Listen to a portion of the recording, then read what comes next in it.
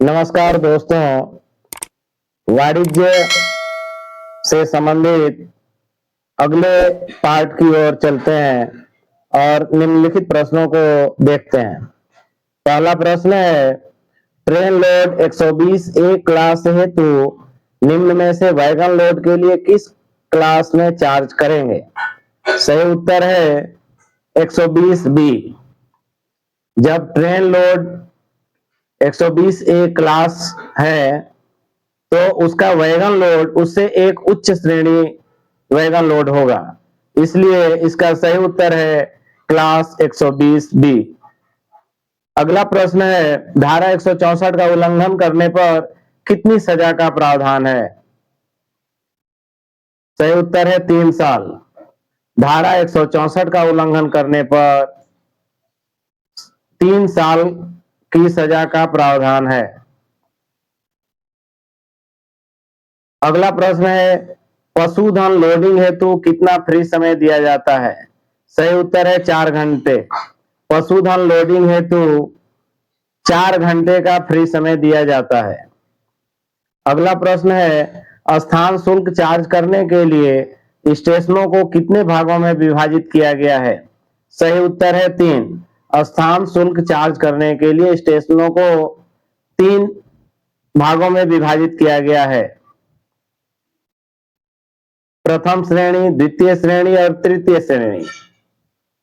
जिस स्टेशन पर 12 से अधिक रेक का डीलिंग होता है प्रति माह, उसको प्रथम श्रेणी में रखा गया है।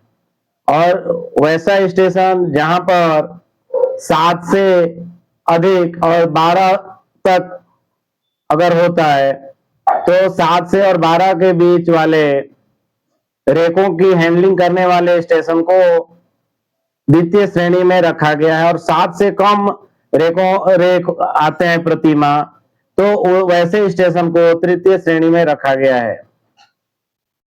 इस प्रकार स्थान शुल्क के लिए स्टेशनों को 3 श्रेणियों में विभाजित किया गया है।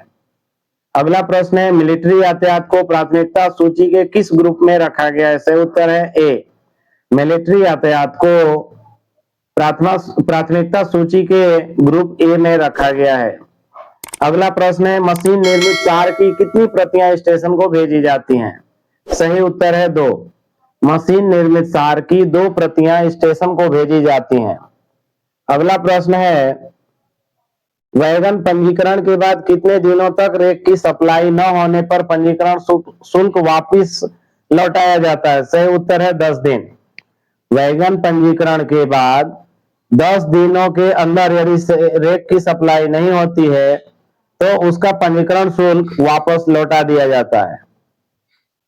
अगला प्रश्न है, वैगन पंजीकरण के बाद कितने दिनों के अंदर मांग वापस लेने पर पंजीकरण शुल्क जब्त कर ली जाती है? सही उत्तर है 10 दिनों में। यदि 10 दिनों में अगर रेक की सप्लाई नहीं होती है तो उसका पंजीकरण शुल्क वापस कर दिया जाता है, लेकिन 10 दिन अभी पूरे नहीं हुए हैं और अपनी मांग को कोई रद्द कर देता है तो उसका पंजीकरण शुल्क जब्त कर लिया जाता है। तो इस प्रकार सही उत्तर है 10 दिन। अगला प्रश्न है, 24 घंटे कार्य करने वाले गोदाम पर रात्रिकालीन विलंब शुल्क की दर क्या है? सही उत्तर है हाफ। 24 घंटे कार्य करने वाले गोदाम पर रात्रिकालीन विलंब शुल्क की दर आधी होती है। अगला प्रश्न है, टैंक वैगनों में लोडिंग हेतु कितना फ्री समय दिया जाता है? सही उत्तर है 7 घंटे। टैंक वैगनों में लोडिंग हेतु 7 घंटे का फ्री समय दिया जाता है। अगला प्रश्न है, 8 रेक प्रति माह हैंडलिंग करने वाले माल गोदाम को स्थान शुल्क के लिए किस ग्रुप में रखा जाएगा? सही उत्तर है ग्रुप बी। ग्रुप ए में 12 से अधिक रेक प्रति माह 12 से अधिक रेक हैंडलिंग करने वाले स्टेशन को रखा जाता है और 7 से 12 वाले को ग्रुप बी में और 7 से कम ग्रुप सी में। यहाँ 8 रेक प्रति माह हैंडलिंग करने वाले माल गोदाम को पूछा जा रहा है, इसलिए इसका सही उत्तर होगा ग्रुप बी। अगला प्रश्न है, जुलाई माह में भरे जाने वाले रेक का व्यस्त समय सरचार्ज कितना होगा? तो अब हमें यह जानना चाहिए कि बिजी सीजन सरचार्ज अक्टूबर से जून के मध्य लिया जाता है। जुलाई, अगस्त और सितंबर में लीन सीजन माना जाता है, उसमें कोई किसी प्रकार का बिजी सीजन सरचार्ज नहीं लिया जाता।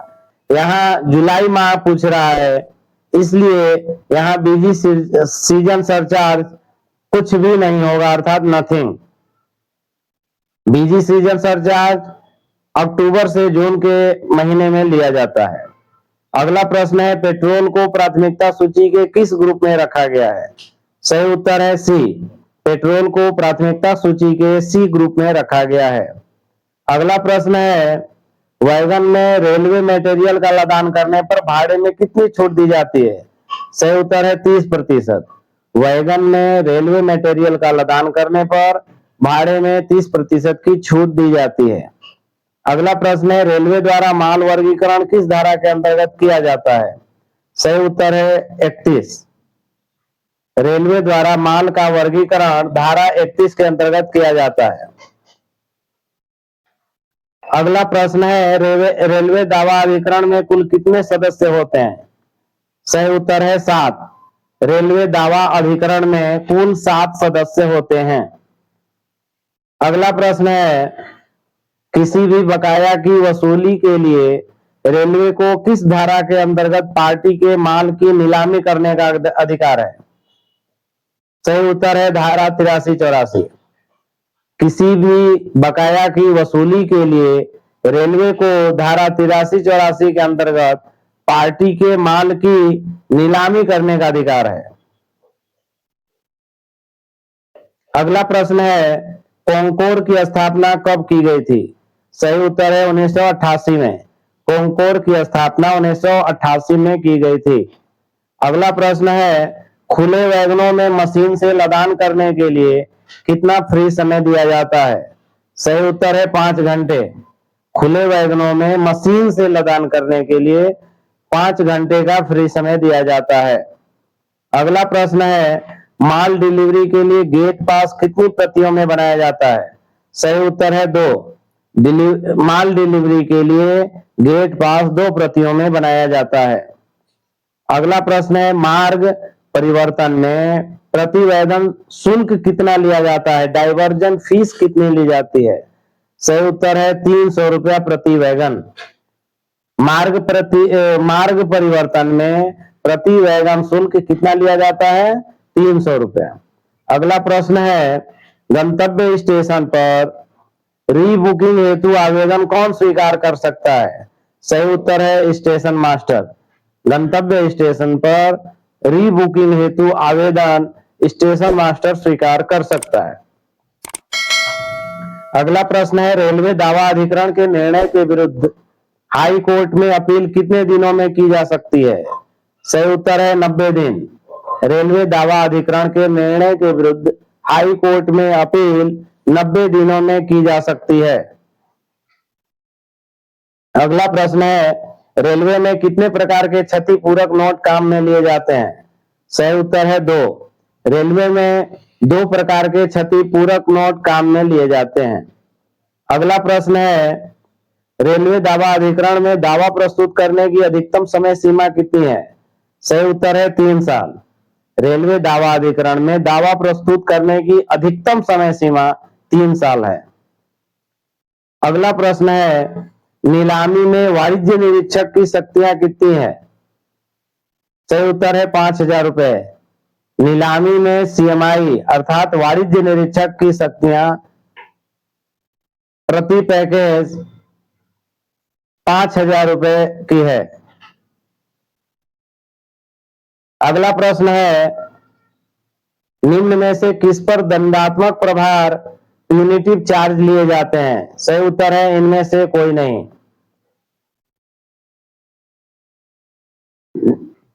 किस पर दंडात्मक प्रभार लिया जाता है? सही उत्तर है इनमें से कोई नहीं।